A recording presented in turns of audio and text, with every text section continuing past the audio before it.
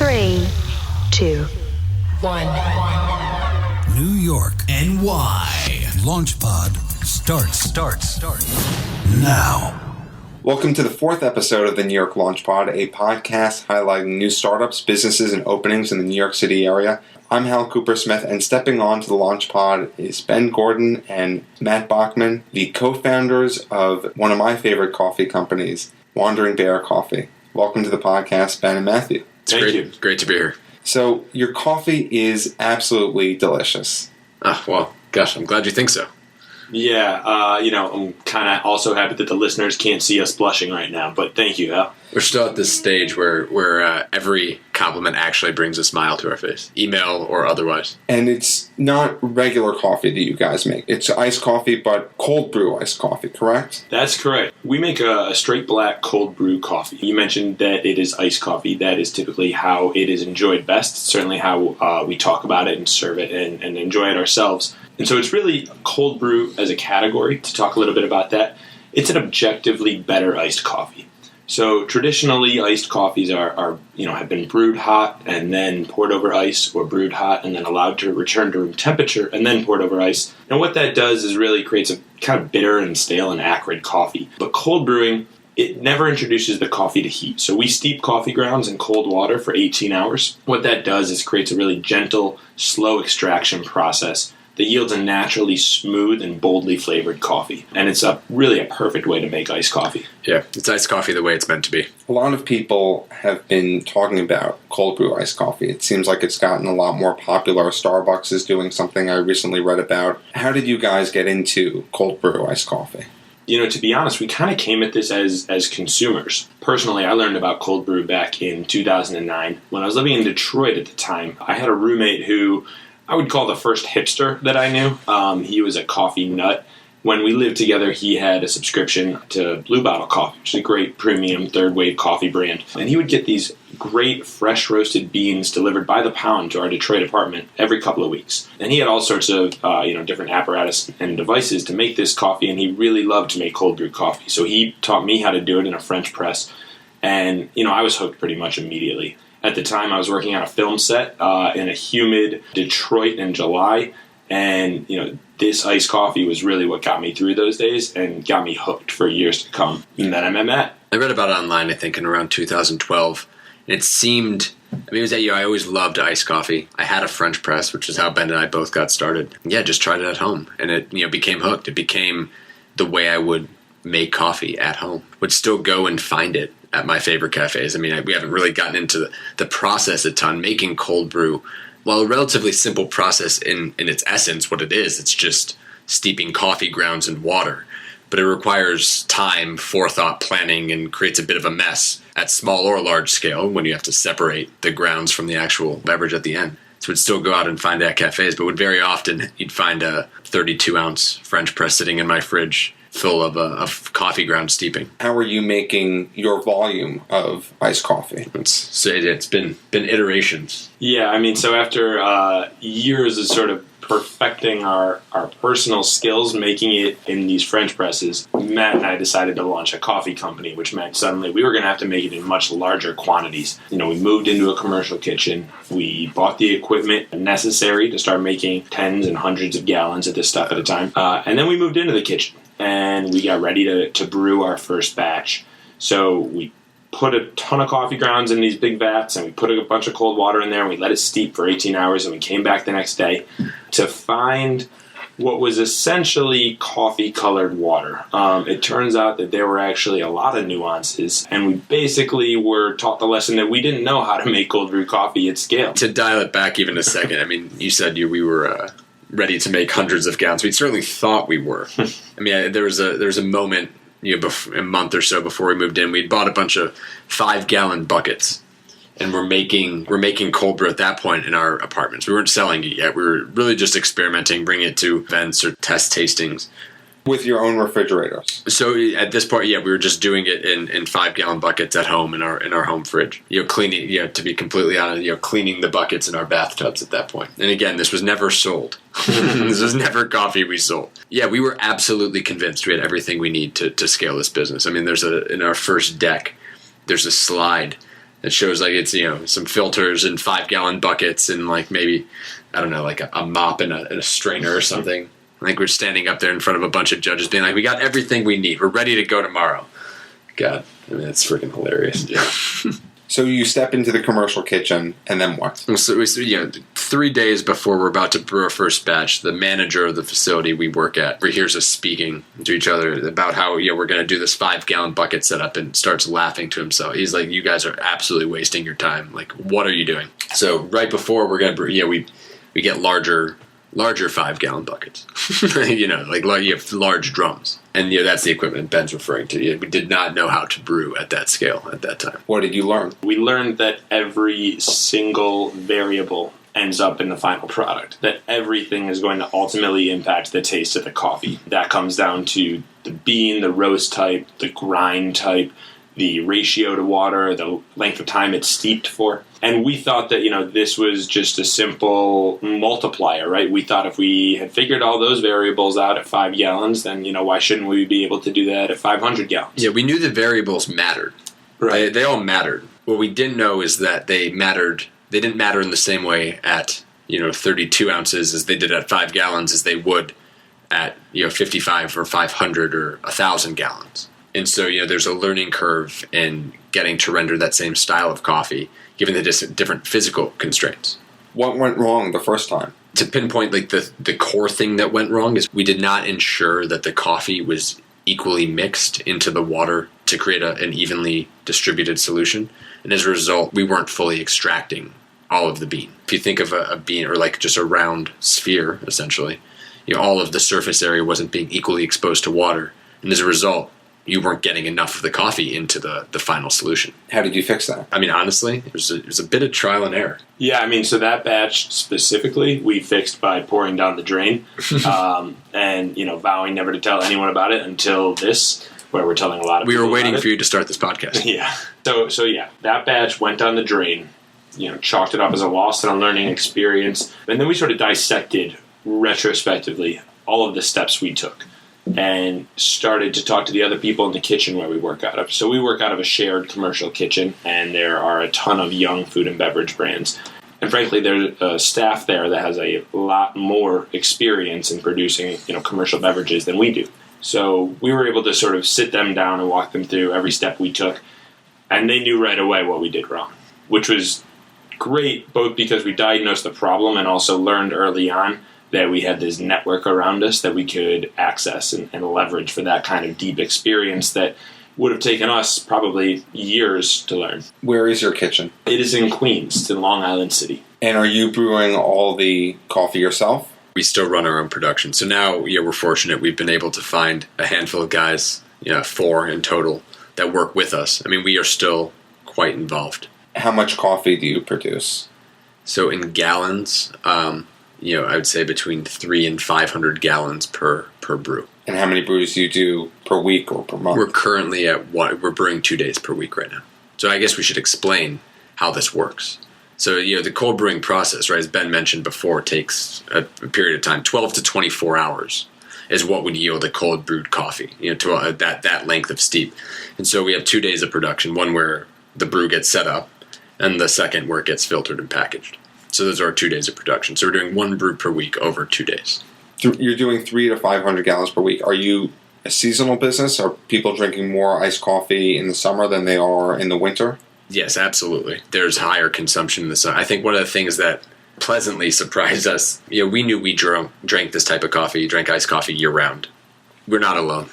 And if you're out there listening and you drink iced coffee year round, you are not alone.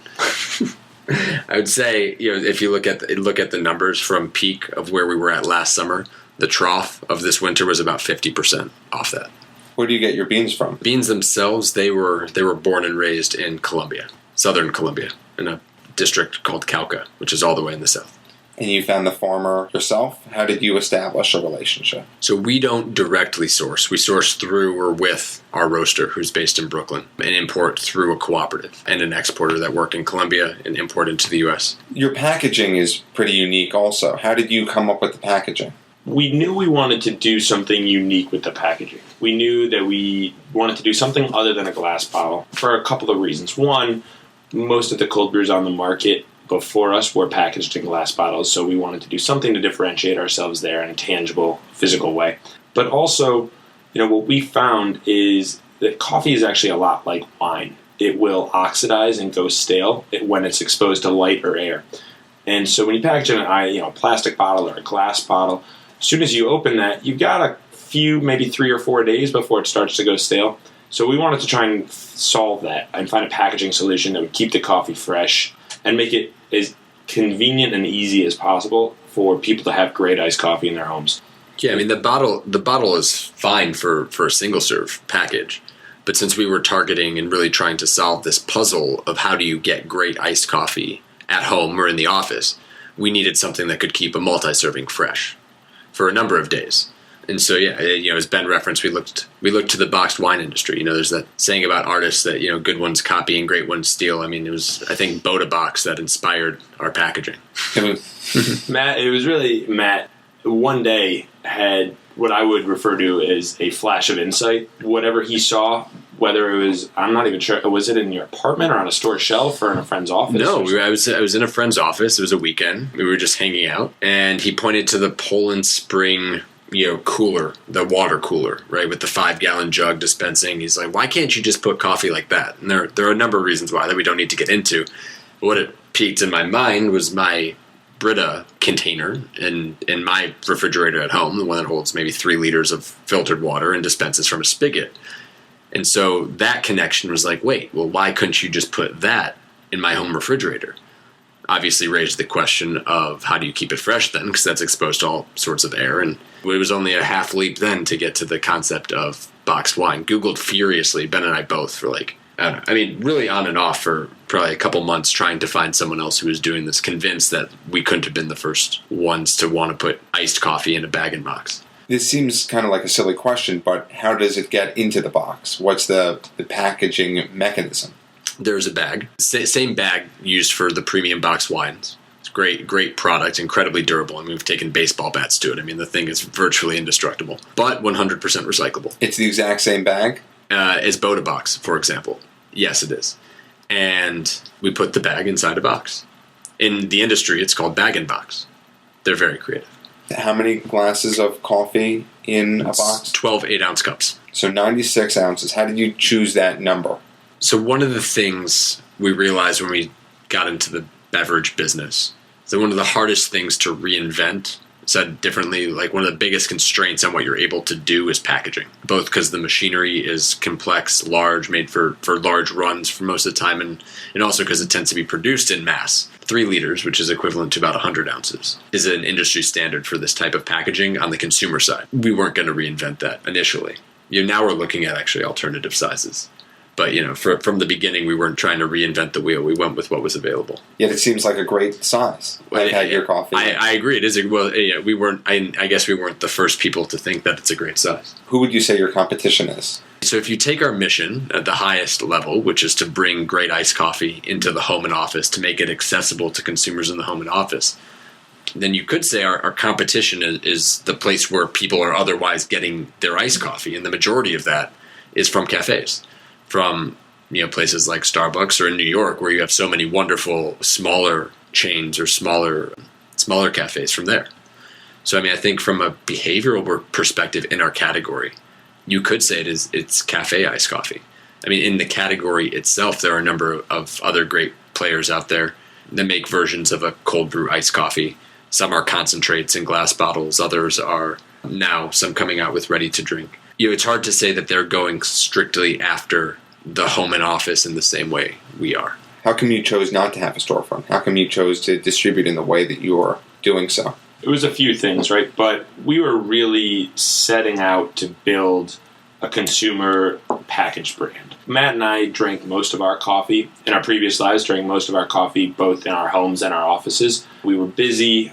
We were young out of college and hustling, spending the majority of our waking hours in offices. So that's actually what we went after first. We realized that we were drinking all this coffee in offices, and the options available to us simply weren't that great. At best, maybe you'll have an espresso or a Keurig machine in an office. And so that's sort of what we wanted to go after. So that was one piece of it. The other is frankly, it's it's a tough market out there for a brick and mortar coffee shop, especially one trying to really establish itself in as pricey and competitive a market as Manhattan. When you're starting a business, you become quickly as defined as much by what you're trying to do as what you acknowledge that you aren't trying to do, even if those are things that sound cool or could potentially be helpful. From the beginning, we've really forced ourselves to focus. We say to each other a lot, that sounds like a distraction. And we'll say that to each other at least, it'll be going in both directions a couple times a week when each of us will have an idea or an email will come across that is a great opportunity. It's something we want to do because it sounds either fun or on brand in some way. But it's aside from the core mission, which right now is to build a consumer packaged brand that lives in the home and office. How do you distribute? So there are currently two sides of the business. We sell to offices via a subscription model where we stock office refrigerators on a recurring basis all over New York. We're also launching with an office distribution partner who will enable us to reach more offices across the New York metro area. On the consumer side, our primary customer right now is FreshDirect, freshdirect.com. You can find us. We have a product page there. And we'll be launching into other New York-based retailers and some other e-commerce sites as well. How are you getting into the retailers?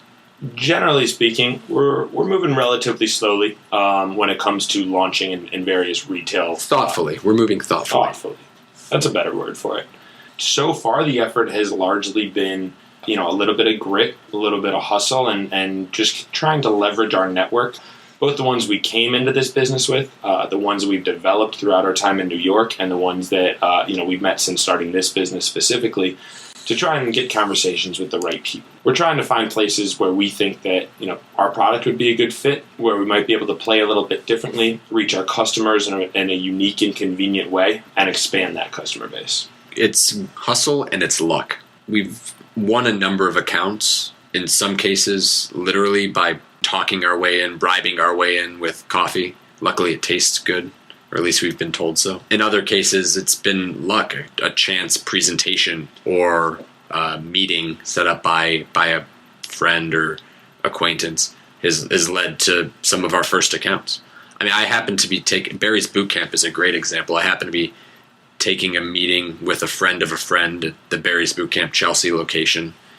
That day, the manager of the fuel bar and one of the senior leaders of the company happened to be in the studio that day, saw the coffee on the table, inquired about it, struck up a conversation, and 2 weeks later we were live in Barry's Boot Camp all over New York. Pure luck.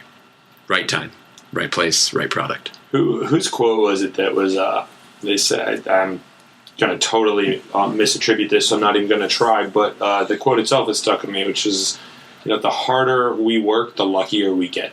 And I think that's definitely something that we've experienced so far. The answer is always run faster, I feel like. It's like if you're doing the work, you create the opportunities, or at least you're there for more of them. I don't know. You just need to be doing. What's a sales meeting like? So it usually starts with us pulling out a box of coffee, which we've gotten pretty good at, moving on from there to actually tasting the coffee. I mean, literally the first probably 15 to 20 minutes, depending on the other side of the table. Usually the first 15 to 20 minutes is spent just talking about the coffee, the taste attributes, the physical attributes, talking about the process, talking a little bit about the story behind the product, talking about how Matt and I met business school and sort of discovered this shared passion for iced coffee. We try and drag that part out as long as possible before we actually get down into the topic of the meeting. But it usually sets a nice stage, and one of the really nice things about having a highly caffeinated product is that it gets people talking, it gets them open. So that's actually also been a nice help to us in those types of meetings for sure. Yeah, that and the fact that we are, to date, the only cold brew coffee, or only iced coffee for that matter, packaged in this format to grocery retailers, to office distributors who are constantly seeking new products and new things to offer their customers. You get people in an inventive place of mind. They're thinking about the opportunity of this new product, of this new trend, of wanting to become part of this rising trend in beverages. How did you two meet? It's a great question. It's a fun one. So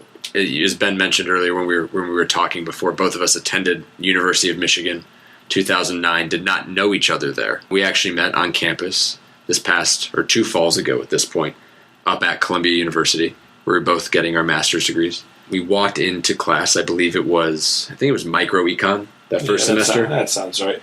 Microecon carrying mason jars, unbranded at the time because Wandering Bear didn't yet exist. Now you'll see us frequently with branded mason jars. Mason jars of homemade cold brew coffee that we had made at our apartments independently. That struck up a conversation, obviously. We weren't sitting far from each other. So it's like, hey, is that cold brew? So that conversation became a fast friendship. Soon starting this company together was all we could talk about. And you're 1 year old, so you started this while you were in school. What was that like? It was a great experience for a number of reasons. I mean, for one, Matt mentioned we were business school students up at Columbia, and just having access to the resources of that university was incredibly helpful to the launch of this company. That, just the general infrastructure resources, but also, our peers, our classmates, our friends who served as, willing participants in taste testings, frankly, free consultants. So, that was great. Another thing, I think a lot of people, especially nowadays, have a lot of really great entrepreneurial ambition, but it can be hard to leave a stable, well-paying job to go out and take that risk. But, by already making the decision to go back to school, to leave our full-time jobs and go back and not make any money for a couple of years, frankly, that sort of opportunity cost, that was already calculated for us. We had what we felt like was about 18 months of runway where, we could either try and get this business off the ground to a point where it was worth pursuing full-time in a real way after we graduated, or, we could try really hard, and if it failed in those 18 months, then, we'd at least be left with a degree. So it provided certainly some sense of security around an otherwise kind of perilous entrepreneurial start. Did either of you think you would start a coffee company? It definitely wasn't why we went to business school, I don't think. I don't think my parents would have approved. Look at me now, Mom. Yeah. I know I definitely didn't. I actually didn't think.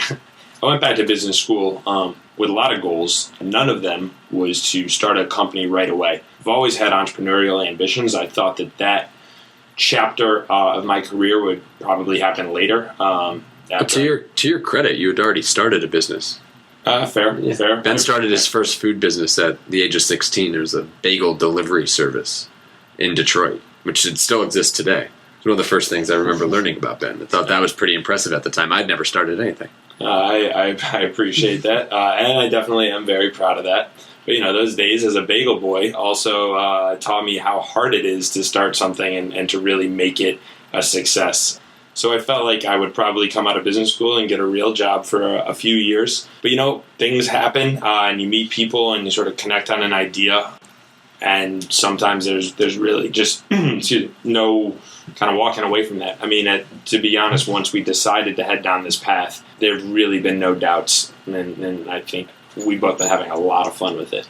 Yeah, I would say one common thing that we shared in coming, and leaving our previous jobs and starting school was we were searching for something that we could get passionate about, that we could really dive into wholeheartedly. And we found that in this company, for sure. What was it like being in school and starting a business at the same time? Time is something you don't have a lot of. It was tiring. It was really, really tiring. That said, it was also really fun. If you're going to try and start a business, the best, I think, school environment to do that, probably graduate business school. So I think we at least hit on the right degree. Yeah, very supportive. Yeah. That said, business school can also be really, really social and really fun. And Matt and I missed more than a couple of happy hours and trips to Puerto Rico and Europe in the name of this company. I'm pretty sure there's a happy hour going on right now. Yeah, I think that's right. How many hours a week do you put into the company versus schoolwork? So pretty much every waking minute is spent on one of the two, with a healthy portion carved out to pay attention to our loved ones. If we're spending about 12 hours a week in school, probably spending about 60 hours a week working on the business. Does that sound about right? Yeah, you're undershooting. Well, maybe for me, you're undershooting the school number a little bit. I think 16 hours a week. Yeah, you're more 20 hours a week on campus. Maybe another handful trying to not disappoint your group workmates and actually get your portion of the assignments done. So, I mean, I'd say the direct answer, you asked how many hours a week were we spending on the business while we were in school. It had to have been at least 60. I mean, you have to keep in mind that since Ben and I launched this business in the middle of June last year, we've both been working 7 days a week. We've been working 7 days a week. I think maybe 1 or 2 days off in that time. I will say, even though on a day-to-day basis we are tired, on the whole, I'm nowhere near burnt out. It's incredibly energizing. How much coffee do you drink per day? That definitely varies. Ben, you get high off and sauce way more than I do, I think. I mean, I'm probably averaging between I can't wait to hear this answer. 3 and 4 cups of coffee a day. Adjusted for the fact that our coffee has double the amount of caffeine as an average cup of hot coffee. So you're looking at between 6 and 8 cups of an average cup of coffee a day. That's less than I thought you were going to say. Yeah, I probably drink at least 2 cups of coffee a day. What did you learn in business school that you could immediately apply to Wandering Bear? When we came back to campus in the fall of our second year, we'd been in the market with Wandering Bear for about 2 months. And really, actually, that experience kind of informed what classes we chose to take in our second year of business school. So the first thing that we enrolled in when we got back to campus, Matt and I both took a class called Managing the Growing Company, which, as you can probably infer from the name, was pretty relevant for us. So courses like that, courses like entrepreneurial selling, managerial negotiations. I mean, these all have like pretty business school-y kind of titles, but the reality is they were exactly the types of subjects and skills that we needed to learn about and develop if we wanted to continue to grow and scale this business. Accounting. Full stop. I mean, that is a subject matter I had. I was a liberal arts undergrad. I had no experience in accounting. It's absolutely critical. I mean, that's one of my roles currently in just kind of managing that and being able to think about a business that way, and would not be able to do that function had I not gone back and actually taken the course. Thank you, Professor Kalai. I've read that you want to expand your distribution. Right now, are you just in New York? All of our sort of efforts on the ground, marketing focus is all in New York. The only asterisk to that is Fresh Direct does deliver to 5 states in the Northeast. So, they are also New York-based, but they serve New Jersey, Connecticut, Delaware, and parts of Pennsylvania. But our focus really is hyper-local at the moment. We are focused on building this brand and this company in New York. We really want to win here. We want to build a strong brand, really get our feet under us before we try and expand and spread ourselves too thin, which I think is a real risk that a lot of young startups, brands, and especially a lot of young food and beverage companies face. It's really tempting to want to expand as quickly as possible, as broadly as possible. But to do that is expensive. And, I think that is something that a lot of brands sometimes overlook when they're just starting out and they get a little bit of traction. Absolutely. There's so much work to be done here, too. The market is so large. And in both of our channel sets, in both the office and in the consumer base, the home, apartment, refrigerator, there's just so many consumers. When you talk about winning in New York, what is important to a New York consumer? So I would cite, the first thing is convenience, right? I think that New Yorkers, especially with the rise of this sort of, what they're calling the on-demand economy, I think convenience is paramount. Being able to get the products and services that you want the same day, basically, and have it brought to you wherever you are, whether that's in your home or in your office or on a subway platform. I think that's something that is incredibly important to New Yorkers as we continue to live busier and busier lives and try and multitask even more. So, that is something that we always have it, very top of mind with everything we do. What would you say, Matt? I really like that answer. Ben's point on convenience can't be overstated, I think. I think that's been a huge enabler for us. There's also an element too, I guess this would hold across the country, but the rise in the focus of local in food and beverage, in the fact that we are among the few coffee brands that can truly claim New York and New York City specifically as their home base. There is certainly a community of consumers in New York that value that significantly, and it's something that we actually hold dear incredibly. I mean, on our packaging it does read handmade in New York City. And we don't play favorites with the boroughs. I mean, we both live in various parts of Manhattan. Our kitchen is in Queens. Our coffee is roasted in Brooklyn. That home market, local identity, I think, is important as well. I love that you're a New York brand. I think it's great for the podcast. How can people find out more about Wandering Bear and getting Wandering Bear coffee? Check out our website, www.wanderingbearcoffee.com. Follow us on social media, specifically Instagram. That's typically where we play best. Our handle is @WanderingBearCo. So Wandering Bear CO. And finally, feel free to reach out to us. Shoot us an email. We love hearing from our customers. I'm Ben at wanderingbearcoffee.com. Happy to give that out. And I'd be Matt at wanderingbearcoffee.com. And if you want to reach us both, that would be founders at wanderingbearcoffee.com. Ben Gordon, Matt Bachmann, thanks for sharing your time with us and appearing on the New York Launch Pod. If you want to learn more about the New York Launch Pod, you can visit us at nylaunchpod.com or on social media at nylaunchpod. Thank you for listening to this episode of the New York Launch Pod. For more information, please visit nylaunchpod.com.